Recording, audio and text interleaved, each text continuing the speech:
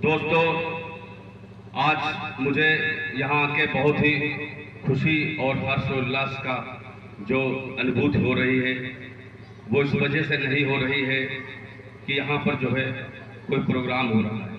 इस वजह से हो रही है कि आज जो बाबा साहब अंबेडकर का यह छोटा सा जो मैदान है, यहाँ पे जो लोग एकत्रित हुए हैं, उनको आज संविधान के बारे में बहुत सी बातें हमारे भाई लोगों ने बताई।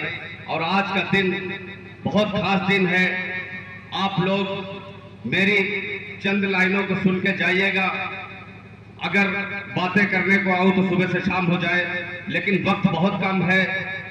और हमारे बड़े भाई भी बैठे हैं, करण वर्मा पासी, जो भी मार्मिक जिला अध्यक्ष है। दोस्तों, आज का दिन ये इसलिए खास है, ऐसा नहीं कि 26 जनवरी है। 26 जनवरी भी हो सकती है, कल को 27 जनवरी भी हो सकती है, लेकिन आप ये समझें कि 26 जनवरी का दिन इसलिए अहम है, इसलिए खास है कि आज का जो दिन है, हमारा भारतीय संविधान आज के दिन हमारे देश में लागू हुआ था। और इस देश में संविधान कब लागू हुआ? जब हमारा देश आजाद हुआ। देश आजाद हुआ, उसके बाद संविधान लागू हुआ। और आजाद हुआ तो कैसे हुआ, इसके बारे में आप लोगों को मैं थोड़ी सी लाइनें बता देना चाहता हूं कि ये जो हम लोग आज इस प्रांगण में बैठ के सारी बातें कर रहे हैं, जहां पे चाह रहे जा रहे हैं, जो मर्जी चाह रहे हैं बोल रहे हैं, ये इस तरीके से ये आजादी एक दिन का मतलब नहीं है, एक दिन में ये मिली आजादी नहीं है। इसमें बहुत से लोगों का आजादी में पैसा, टाइम, वक्त, खेती बाड़ी, जमीनें, बच्चे, सब कुछ उजड़ गया। हमारे महापुरुषों ने जो कमाया वो आज के दिन सब लुटाया है। इस मुल्क की खातिर हजारों लोगों का लहू आज की आजादी में शामिल है। दोस्तों, मैं कहना चाहता हूं, आज के दिन को समझे, आज के दिन के महत्व को समझे। कितना दिन है? 26 जनवरी का दिन इसलिए खास है कि हमारे संविधान को लागू हुआ, और लागू कराने में भी बहुत दिक्कतें आई। ऐसा नहीं कि एक दिन में गए जाके किसी ऑफिस में जाके फाइल रजिस्टर कर दी और जाके संविधान लागू हुआ। संविधान लागू करवाने के लिए बाबा साहब को कितनी दिक्कतें आई। मैं सलाम करना चाहता हूं दिल की गहराइयों से ऐसे महापुरुष को, जिसने अपने बच्चों की कुर्बानी दी, जिसने अपने समाज की कुर्बानी दी, और उसका साथ देने के लिए कोई तैयार नहीं था। अगर बाबा साहब के संघर्ष की बातें मैं आप लोगों को बताने बैठ जाऊं तो मैं गारंटी के साथ कहता हूं, यहाँ पे बैठा ऐसा कोई भी शख्स नहीं होगा जिसकी आंखों से आंसू न जारी हो जाए। बाबा साहब का वो दौर, वो लम्हा कितना दुखदायी और कितना पीड़ा भरा होगा। दोस्तों, आज हम लोग कहीं घूमते टहलते, जो मर्जी आता है, आपको पता है ये सब किसकी ताकत है? ये हमारे संविधान की ताकत है। मगर बड़े अफसोस की बात है, आज हमारे संविधान को तार-तार किया जा रहा है, आज हमारी आजादी को कुचला जा रहा है। दोस्तों, अगर अब भी हम संगठित नहीं हुए, अब भी हम अगर संयमित नहीं हुए, तो ये समझ लीजिए कि आने वाली सरकारें, आने वाले लीडर हम सबको जीने का अधिकार से ही वंचित कर देना चाहते हैं। उनके मंसूबों को समझिए और पहचानिए हमारे बीच में कौन है असली अम्बेडकरवादी और कौन हमारे रहनुमाई की बात कर रहा है। अम्बेडकरवादी तो बहुत आते हैं, अम्बेडकर साहब का नाम लेके आते हैं, अम्बेडकर की तरफ जो है मोहब्बत का इशारा भी करते हैं, लेकिन बताइए सत्ता में आने के बाद में हमारे लोगों के साथ में किस तरीके का वो व्यवहार करते हैं, किस तरीके से वो हम लोगों को जमीन में गाड़ने का काम कर रहे हैं। आपने देखा होगा, अभी मेरठ की घटना थी।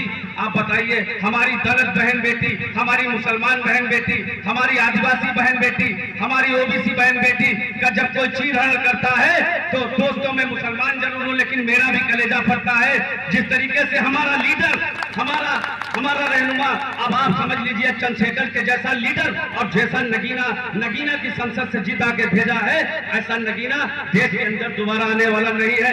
कदर कर लीजिए, मैं फिर बार बार कहता हूं, कदर कर लीजिए ऐसे नगीने की। ऐसा नगीना दोबारा आने वाला नहीं है। दोस्तों, आप देखते होंगे दलितों पर अत्याचार हो रहा है, ओबीसी पर अत्याचार हो रहा है, आदिवासियों को रहने नहीं दिया जा रहा है, जल जंगल जमीन सब बेचे जा रहे हैं, रेलवे बेचा जा रहा है, क्या नहीं बेचा जा रहा है, सब गिरवी रखा जा रहा है। आप लोग समझिए अपने संविधान की ताकत को। आप हमारे यहाँ पर जो है पुलिस के साथी हमारे यहाँ पर बैठे हैं, आप बताइए कहाँ के लोग सोनभद्र और उत्तर प्रदेश के एक कोने से और एमपी के दूसरे कोने से बॉर्डर पे लगने वाले लोग, बताइए कहां से कहां ट्रांसफर होकर बैठे। बॉर्डर की जो सिस्टम है, मैं उनको बताना चाहता हूं, जो हमारे पुलिस के साथी यहाँ बैठे हुए, कितनी दिक्कतें होती है, कितनी दुश्वारियां होती है। कि जो है बॉर्डर का सिस्टम जो होता है उसको खत्म करवाने के लिए क्या वो लोग नहीं चाहते हैं, लेकिन ये तभी संभव होगा जब हमारा चंद्रशेखर भाई सत्ता में आएगा। दलित बहन बेटी को इंसाफ मिलेगा, हमारे मुसलमान भाई बहन बेटी को इंसाफ तभी मिलेगा जब चंद्रशेखर भाई आएगा। आज लोग कहते हैं कि चंद्रशेखर के ऊपर इल्जाम लगाते हो। दोस्तों, बड़ा अफसोस होता है जब हमारे चंद्रशेखर भाई के ऊपर हमारे ही समाज के लोग इल्जाम लगाते हैं, कहते हैं ये तो फला टीम है। अरे दोस्तों, चंद्रशेखर की भी कहानी अजीब गरीब है। कभी रात के अंधेरे में मोबाइल के ऊपर गूगल करके पढ़ लेना तो आपकी आंखों से आंसू जारी हो जाएंगे।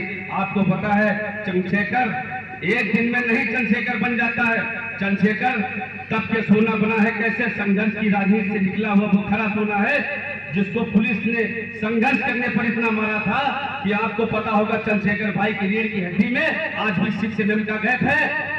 देख लीजिए जाके, और कितने मुकदमे और कितनी बार जेल हमारे चंद्रशेखर भाई को डाला जा रहा है। हमें बता देना चाहता हूँ हमारी माताएं बहनें, हमारे बुजुर्ग जो यहाँ पर बैठे हुए हैं, एक बात कान खान को सुन लो। सबसे पहले इस मुल्क के अंदर अगर आजादी की संविधान की लड़ाई लड़ी थी बाबा साहब अम्बेडकर ने।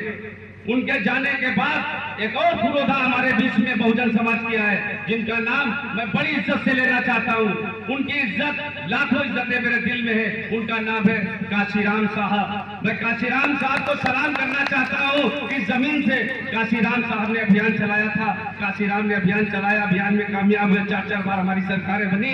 लेकिन बड़े अफसोस की बात है कि जिस मिशन को लेकर चले थे उस मिशन से भटक गए।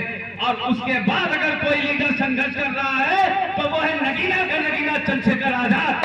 चंद्रशेखर आजाद जैसा नगीना बरसों में कहीं एक पैदा होता है। मैं एक लाइन चंद्रशेखर भाई के लिए कहना चाहता हूँ, हजारों बरस नरगिस अपनी बेनूरी पे रोती है, हजारों बरस नरगिस अपनी बेनूरी पे रोती है। बड़ी मुश्किल से होता है चमन में दीदावर पैदा, और जो चमन में दीदावर हमारा भाई पैदा हुआ है इसकी कदर कर लो। दूसरा चंद्रशेखर आने वाला नहीं है। अब चंद्रशेखर भाई जिस दिन सत्ता में आएंगे तो आप समझ लेना तब जाके कहीं बाबा साहब का असली सपना पूरा होगा। और बाबा साहब के चाहने वालों को मैं ये बात कह के यहाँ से जाऊंगा कि बाबा साहब को अगर दिल से चाहते हो, इज्जत करते हो, तो बाबा साहब का जो सपना था उसको साकार करने का मंसूबा सिर्फ और सिर्फ चंद्रशेखर भाई के पास है। बाकी जो लोग